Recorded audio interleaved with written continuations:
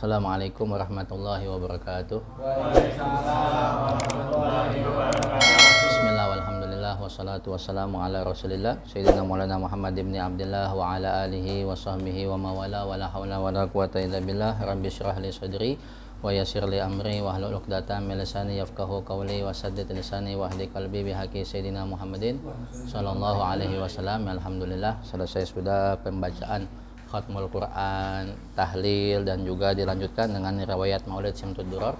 Mudah-mudahan apa yang kita baca diterima oleh Allah Subhanahu wa taala. Amin ya rabbal alamin. Dan Allah sampaikan salawat dan salam kita kepada Nabi besar Muhammad sallallahu alaihi wasallam. Keberkahan itu adalah ziyadatul khair, tambahan kebaikan. Jadi yang namanya barokah, keberkahan itu artinya adalah ziyadatul khair, tambahan kebaikan.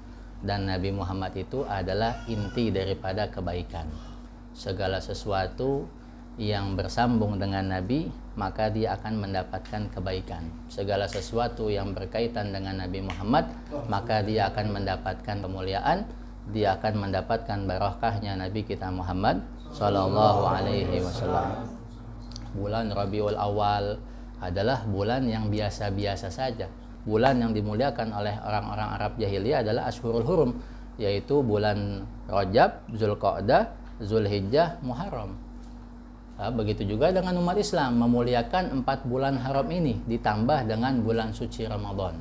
Adapun bulan Rabiul Awal adalah bulan yang biasa-biasa saja, bukan bulan yang mulia. Akan tetapi bulan Rabiul Awal menjadi mulia, yang tadinya biasa-biasa saja menjadi mulia karena di bulan Rabiul Awal itu dilahirkan Nabi kita Muhammad sallallahu alaihi wasallam. Bulan yang dimana umat Islam kompak melantunkan salawat dan salam kepada Nabi sallallahu alaihi wasallam. Bulan yang sangat meriah, menjadi bulan yang mulia. Kenapa? Karena bulan tersebut dilahirkan Nabi Muhammad sallallahu alaihi wasallam. Kenapa Allah Ta'ala tidak memilih Nabi Muhammad itu lahir di bulan haram, tidak memilih Nabi Muhammad lahir di bulan Ramadan? Supaya tidak ada yang beranggapan bahwasanya Nabi Muhammad itu menjadi mulia karena didukung bulan. Akan tetapi bulan yang biasa-biasa saja menjadi mulia karena Nabi Muhammad Shallallahu Alaihi Wasallam. Begitu juga dengan kota. Kota yang dimuliakan adalah kota Mekah.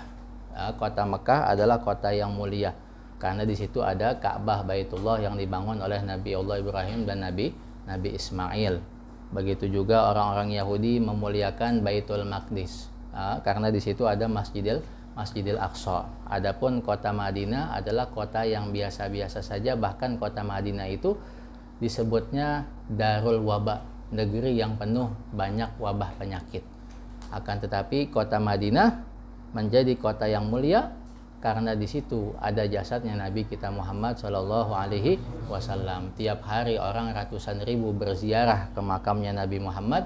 Kota yang biasa-biasa saja menjadi mulia karena di situ ada makamnya Nabi Muhammad Shallallahu Alaihi Wasallam. Itulah kenapa Nabi Muhammad itu setelah beliau hijrah dari Mekah ke Madinah, beliau tidak tinggal di Mekah supaya tidak ada yang beranggapan bahwasanya Nabi Muhammad itu menjadi mulia karena didukung oleh kota. Akan tetapi kota yang biasa-biasa saja justru menjadi mulia karena di situ ada jasadnya Nabi kita Muhammad Sallallahu Alaihi Wasallam. Begitu juga dengan hari. Orang Islam memuliakan hari Jumat, orang Nasrani memuliakan hari Ahad, orang Yahudi memuliakan hari Sabtu. Adapun hari Senin adalah hari yang biasa-biasa aja. Akan tetapi hari Senin menjadi hari yang mulia. Bahkan kita disunahkan untuk berpuasa. Kenapa?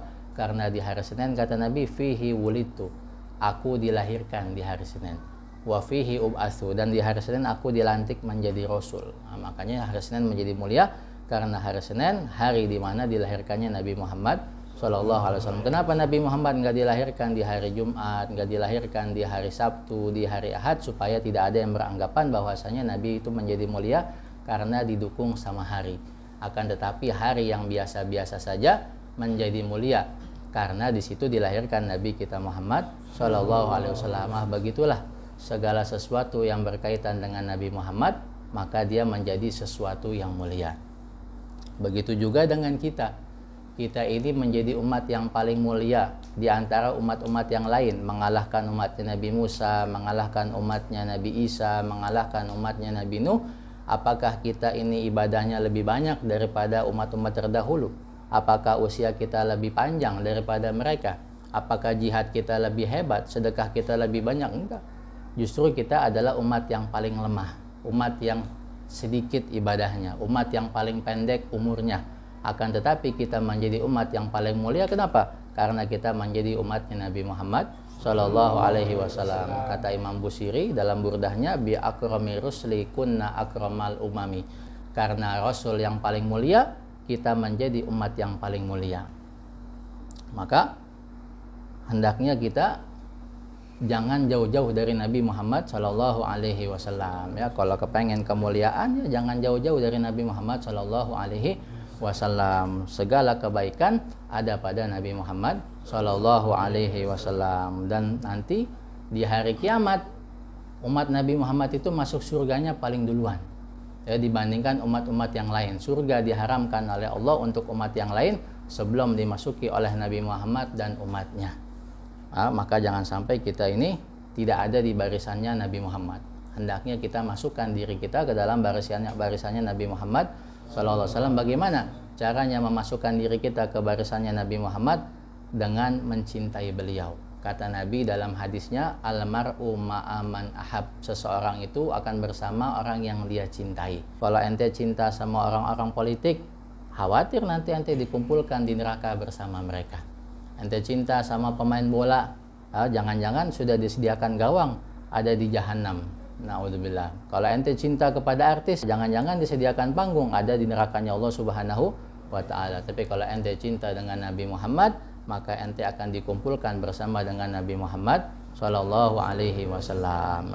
Akan tetapi yang namanya cinta kepada Nabi Muhammad bukan hanya slogan, bukan hanya sekedar pengakuan cinta, tidak ada pembuktian. Iringilah cinta kita itu dengan mutaba'atus sunnah, dengan mengikuti sunnahnya Nabi Muhammad Sallallahu Alaihi Wasallam, dengan patuh kepada beliau. Yahudi dan Nasrani mereka cinta kepada Nabi mereka. Yahudi cinta kepada Nabi Musa, Nasrani cinta kepada Nabi Isa. Tapi apakah mereka bersama dengan Nabi mereka? Enggak. Kenapa? Karena mereka tidak mengikuti ajarannya. Karena mereka tidak mau patuh, tidak mau taat kepada nabinya mereka. Makanya Allah pisahkan mereka. Maka dari itu jangan hanya sekedar mengaku cinta saja, tapi iringilah cinta kita ini dengan mengikuti ajarannya Nabi besar Muhammad Sallallahu Alaihi Wasallam. Mulai kita dari bangun tidur baca zikir yang diajarkan oleh Nabi Muhammad. Setelah bangun tidur kita mau ke kamar mandi, amalkan sunnahnya Nabi Muhammad. Beliau mengajarkan mendahulukan kaki yang kiri, baca doanya di dalam kamar mandi, bagaimana adabnya ketika buang air kecil, ketika buang air besar, ada adab-adabnya diamalkan, ya. Keluar kamar mandi juga demikian, dahulukan kaki kanan, kemudian kita berwudu sesuai dengan ajarannya Nabi Muhammad Shallallahu Alaihi Wasallam. Ada di pasar, ada di kantor, lakukan itu semua sesuai dengan adab-adabnya Nabi Muhammad. Mau makan, sesudah makan, mau pakai pakaian, ya, lakukan itu semua dengan sunnah-sunnahnya Nabi Muhammad Shallallahu Alaihi Wasallam. Maka kalau kita demikian, insya Allah kita akan bersama dengan Nabi Muhammad Sallallahu Alaihi Wasallam, sebagaimana dalam hadis beliau, man ahya sunnati faqad ahabbani. Siapa saja yang menghidupkan sunnahku, sungguh dia mencintaiku. Wa man ahabbani kana ma'i fil jannah. Dan siapa saja yang mencintaiku, niscaya dia bersamaku di surganya Allah Subhanahu wa Ta'ala. Jadi kalau kepengen bersama dengan Nabi Muhammad, ya, iringi cintanya ente kepada beliau dengan mengikuti ajarannya beliau, ya. Jangan hanya sekedar mengaku-ngaku saja. Kalau hanya sekedar mengaku, ya, bernasib sama nanti seperti Yahudi dan Nasrani. Akan tetapi iringilah cinta ente itu dengan mengikuti sunnahnya beliau. Insya Allah akan menghasilkan kebersamaan dengan beliau. Nggak ada yang lebih indah dari Nabi Muhammad, nggak ada yang lebih tinggi derajatnya daripada Nabi Muhammad Shallallahu Alaihi Wasallam. Berapa lama ente bersama Nabi Muhammad? Selama-lamanya. Dan kita bisa melakukan itu semua asal modal cinta kita iringi dengan mengikuti sunnahnya beliau. Dan juga jangan lupa untuk mencintai keluarganya beliau. Karena siapa saja yang hanya mencintai Allah dan mencintai Nabi Muhammad tapi tidak cinta kepada keluarga Nabi Muhammad, maka cintanya ditolak.